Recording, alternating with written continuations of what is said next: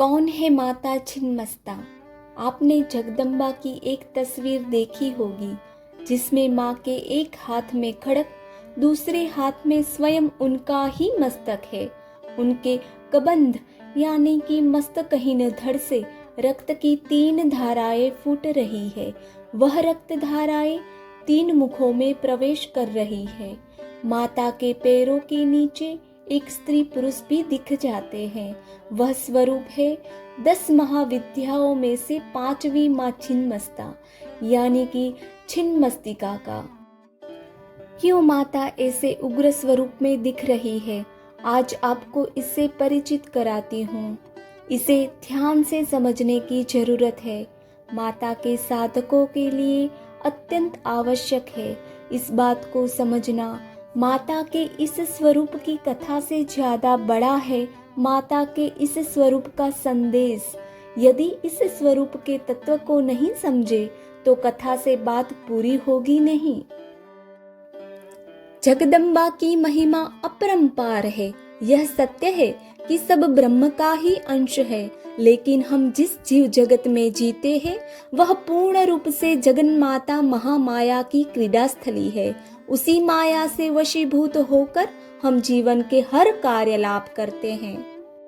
दिखने में यह स्वरूप भयानक है, परंतु संतान और आश्रितों के पालन पोषण का जो महत्व माता ने इस स्वरूप में दिया है वह परम कल्याणकारी है। जगदम्बा के इस स्वरूप के पीछे की कथा बड़ी अद्भुत है। क्यों जगदम्बा हुई छिन्नमस्ता? एक बार शिवप्रिया माँ पार्वती मंदाकिनी में स्नान करने के लिए गई हुई थी। साथ में उनकी प्रिय सखिया जया और विजया भी थी। माता को भी भूख की अनुभूति हुई। उससे उनका स्वरूप काला पड़ गया। उनकी सखियों को भी बहुत भूख लगी। जगदम्बा की सखिया जया विजया कोई सामान्य नहीं है। शाक्त परंपराओं में उनका बहुत महात्म्य है। दोनों ने माँ पार्वती को कई बार टोका और कहा कि भूख लगी है, परंतु उस समय महामाया प्रकृति में लीन थी। मंदाकिनी में स्नान के बहाने वह पूरे जगत पर करुणा बरसा रही थी। उन्होंने जया विजया की बात अनसुनी कर दी, लेकिन जया विजया ने जगदम्बा को टोकना नहीं बंद किया। आखिर हार कर जया विजया ने कहा, माता अपने शिशु की रक्षा के लिए, उसके उदर की भूख मिटाने के लिए अपना रुधिर यानी रक्त पिला देती है। आप तो संसार की पालक हो, सबकी भूख शांत करती है, क्या हमारी भूख नहीं मिटेगी? आखिरकार जगदम्बा ने वही बात कह दी जिसे हम आप सामान्य और अपने ही मित्र साथियों के साथ कह देते हैं, ज्यादा ही भूख लगी है तो मुझे ही काट कर खा जाओ। लेकिन यहाँ बात हम आप जैसे मृत्युलोक के प्राणियों की नहीं थी। जया विजया जैसी प्रिय सखियों के ताने सुनकर पार्वती सचमुच क्रोधित हो उठी। जगदम्बा नदी से बाहर आकर आई, अपने खड्ग का आह्वान किया और अपना सिर काट लिया।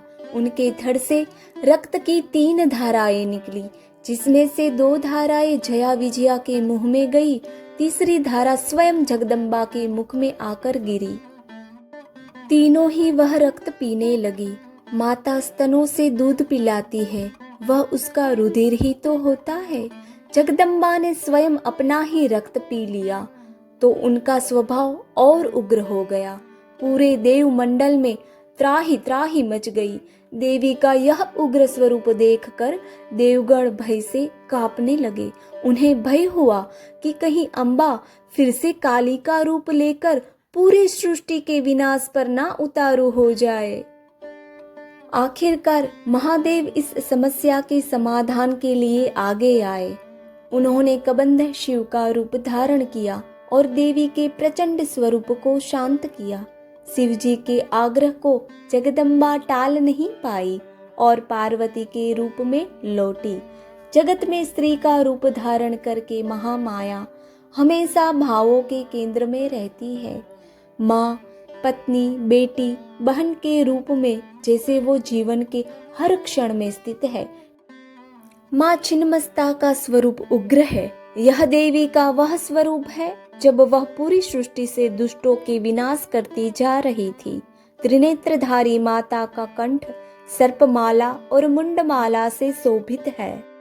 खुले बाल, जिह्वा बाहर, आभूषणों से सजी मां नग्नावस्था में है। सभी दिशाएं उनका वस्त्र है। दाएं हाथ में खड़क और बाएं हाथ में अपना कटा मस्तक है। कटे हुए धड़ से रक्त की 3 धाराएं फूटती है। दोनों ओर उनकी सखियां जया और विजया खड़ी है, जिन्हें वह रक्तपान करा रही है। स्वयं भी रक्तपान कर रही है। देवी स्वयं ही तीनों गुणों सात्विक, राजसिक तथा तामसिक का प्रतिनिधित्व करती है। माँ ब्रह्मांड के परिवर्तन चक्र का प्रतिनिधित्व करती है, जो कहता है कि सृजन तथा विनाश संतुलित होना चाहिए। शीश काटना विनाश का प्रतीक है, तो रक्त पिलाकर भूख शांत करना सृजन का यानी कि नवसर्जन का। माँ के पैरों के नीचे एक स्त्री पुरुष की प्रतिमा दिखती है। रति और काम यह दर्शाते हैं कि काम ही मूल नहीं है, नियंत्रण और नियम आवश्यक है। जय माँ छिन्नमस्ता, जय माँ जगदम्बा। छिन्नमस्ता मंदिर झारखंड के रांची से करीब 80 किलोमीटर दूर रजरप्पा में स्थित है। यह भारत के सर्वाधिक प्राचीन मंदिरों में से एक है। असम के कामरूप स्थित मां कामाख्या मंदिर के बाद यह दूसरा सबसे बड़ा शक्तिपीठ है। जय मां अम्बा, जय जगदम्बा। इस वीडियो बनाने का मेरा उद्देश्य भारत की संस्कृति से जुड़े रहने का है, सनातन धर्म को फैलाना एवं हमारी अलौकिक और अद्भुत शास्त्रों को उजागर करना है। इस पावन कार्य में आप मेरा साथ दें और ज्यादा से ज्यादा वीडियो शेयर करें और कमेंट में जय माता दी, हर हर महादेव लिखना ना भूलें। सदैव हंसते रहे, मुस्कुराते रहे, कभी अपने लिए कभी अपनों के लिए। स्वस्थ रहे, सुरक्षित रहे और अपने देश को स्वच्छ रखे। जय हिंद, जय भारत, जय माता दी।